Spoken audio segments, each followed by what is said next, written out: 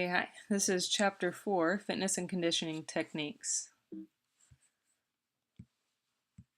So this is something that we go over in class, the principles of conditioning and training. I think it's page 89 and 90 in the book. We break this down in class and talk a little bit more in depth about what each one means. So for cardiorespiratory endurance, we're going to go over what it is and then how to increase it.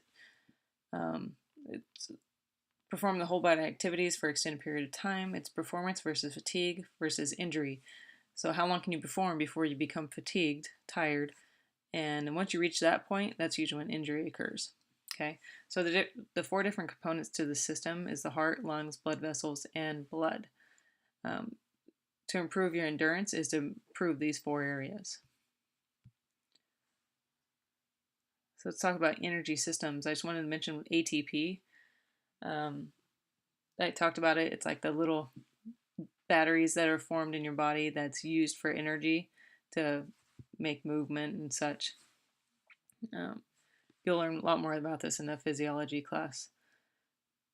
But it's adenosine triphosphate is what ATP stands for.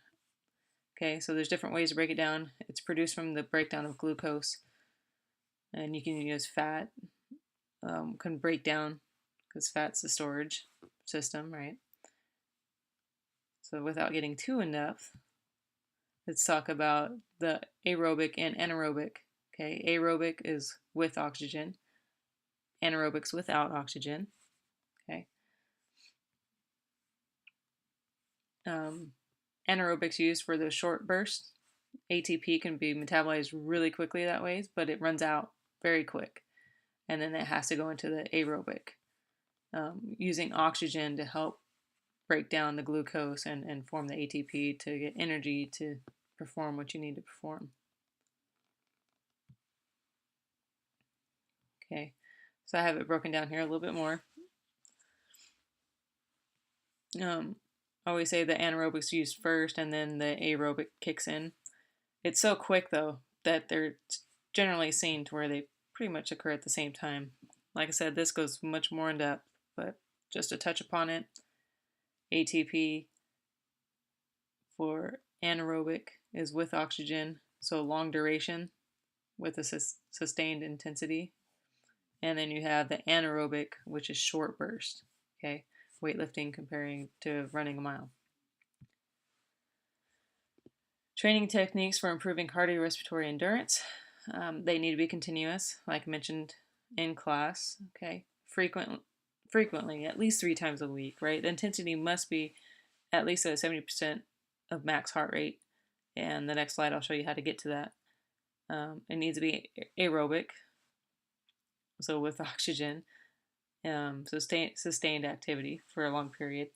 And it should last at least 20 minutes or more, okay? So here's some different equipment that you can do cardio on. And so this is how we get to our target heart rate. So it's 220 minus the age is your max heart rate. And you want to be at least at 70%. So say you're 20, right? You minus 200, okay? So 200, and you times that by 70%, and then that's your max heart rate. So 140 should be your heart rate on that one. I had to use my little calculator. Okay. So this is the importance of muscular strength, endurance, and power. Let's define these a little bit. Strength is the ability to generate force against resistance. Power is the relationship between strength and time. And then muscular endurance is repetitive muscular contractions. Increased strength equals increased endurance.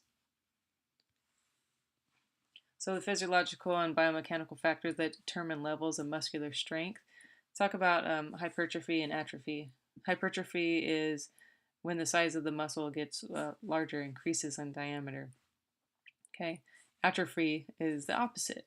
It gets smaller. It decreases. And down at the bottom here, let's talk about overtraining.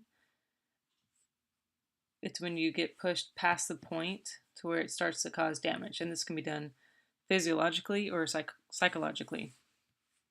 And this is what you want to watch for. the overtraining. So we need to have adequate rest cycles.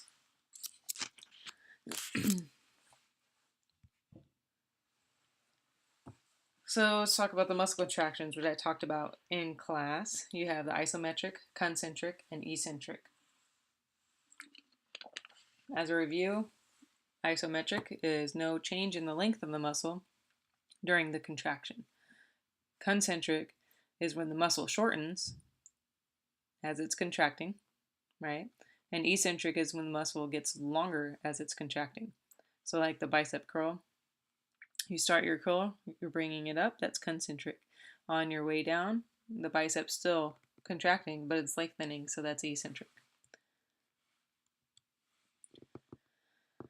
Core stabilization training. I feel the core is the most important part to start with. Okay, if they don't have a good core, injury may likely occur, or they may not produce the strength that they can produce. Okay, so let's work on that core. The core is not just your abs, not just doing sit-ups, that's not your core, okay? The lumbopelvic hip complex, so that's your back and your pelvis and your hips. It's a little fine motor muscles in there that stabilize everything. Okay, that's your core.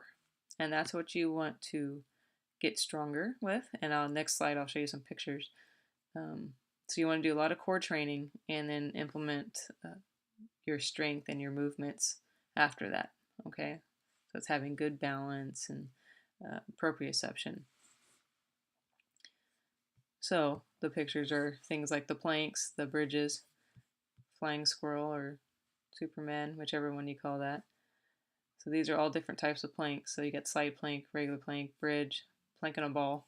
Okay, that's all dealing with increasing that core, that stability in that midsection here.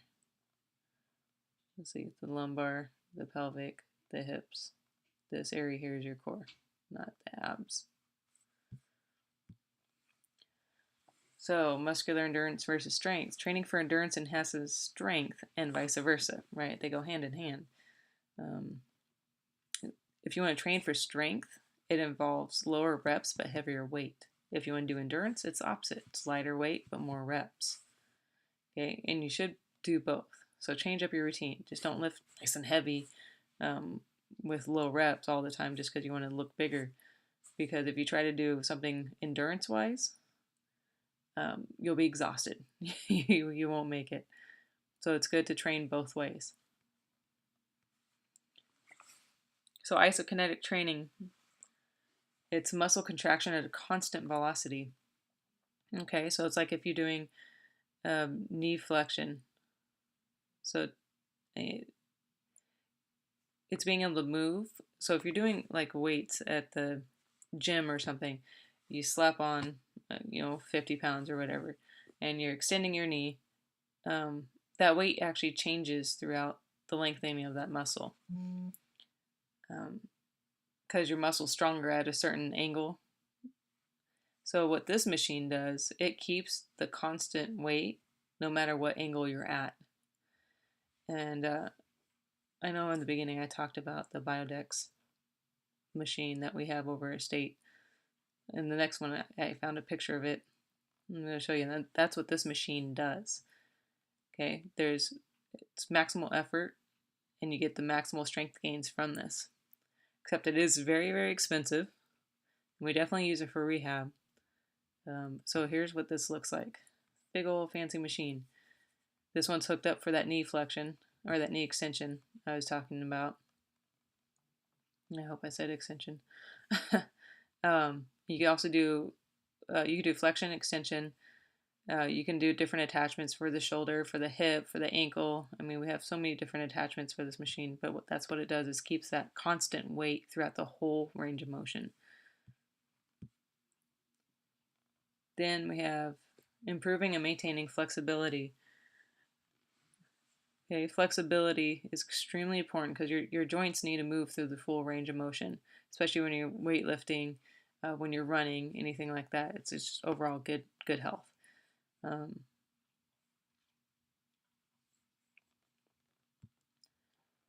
So I just want to list some factors that might limit the flexibility. So bony structures, right? Something hard. Maybe bone's not formed right, or you broke something, right? So it's limiting, or maybe it's dislocated, right?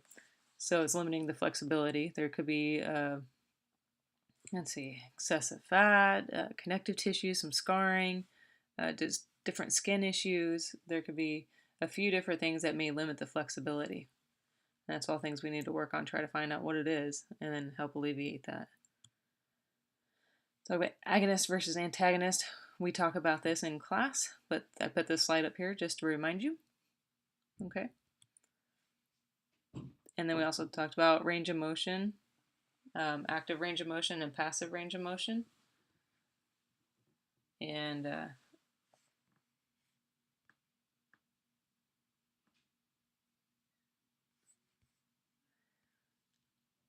so again, just the slides up here to remind you.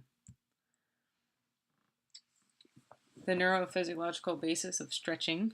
Okay, again, we mentioned this in class, but I decided to put it up here to break it down a little bit more for you if you're interested in learning a bit more. It's also in the book. This is the stretch reflex, and it talks about the muscle spindles and the Golgi tendon organs and how the different P&F stretches work. And so, like I said, this just breaks it down in case you want to read a little bit more about it in the PowerPoint form. And then I left this cute little picture up here to kind of show the relations. So you have the Golgi tendon organs in the center. And in case you guys like the visual aspect. Okay.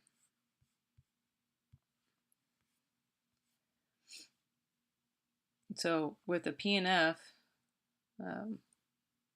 they benefit greatly from these principles. Okay. So with the slow reversal hold technique, I'll go over just a couple that I use, that I like to use. But this one causes the relaxation of the antagonist muscle during contraction, and that's called autogenic inhibition. Okay, and then during relaxation phase, the antagonist is placed under stretch, but assisted by agonist contraction to pull further.